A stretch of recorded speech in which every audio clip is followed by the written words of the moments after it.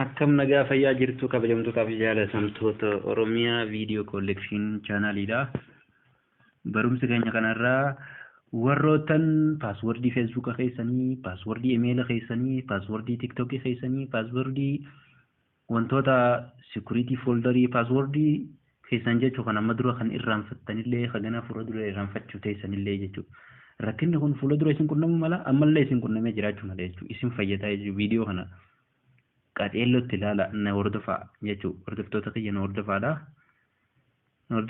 Duraan dursee gara viidiyoo keenyaatti kutuun dura warri chaanala keenyaaf miseensan ta'in warra haaraa taatan waan diimtuu mallattoo wanta san qofa mallattoo diimtuu san qofa gadhuqaatii subscribe like share godhuudhaan nu gargaara akka wanti haareenii gisee nuti dalaynu isin bira hin ga'u yookaan isin dhaqqabdu taasisuudhaaf subscribe nu godhaa like share nu godhaadha na hordofaa amma gara kallattiidhaan gara wanta keenyaatti seennaa jechuudha.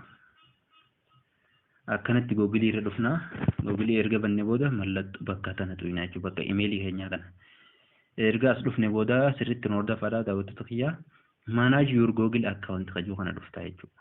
Warri feesbuuka keessan paaswordii irraanfattan jirtan jeetiin amanaa rakkinni akkanaa kun isin mudatee jira jechuun shakkiin qabaa.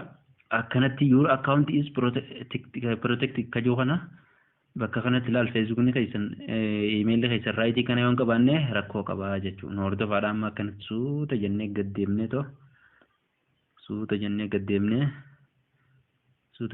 erga deemne booda security kajuu kana dhufnaa.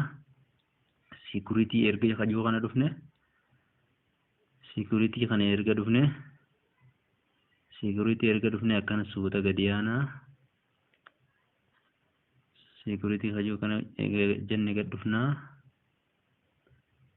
Erga kana dhufne booda akkanatti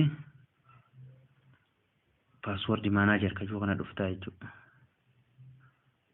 Password manager kajuu kana eega dhufte booda akkanatti kun olaal ka Facebook kana jira, ka Coinbase ni jira, Coinbase Pro ni jira, Game Photo Puzzle ni jira, Google ni jira, MOH government ni jira, Motion Invest ni jira. Akkanatti jechuudha password ileen ka Papayla, ka Pinterest ida, Snapchat ida isaan kana hunda jechuudha. As keessa argachuu dandeessaa jechuudha.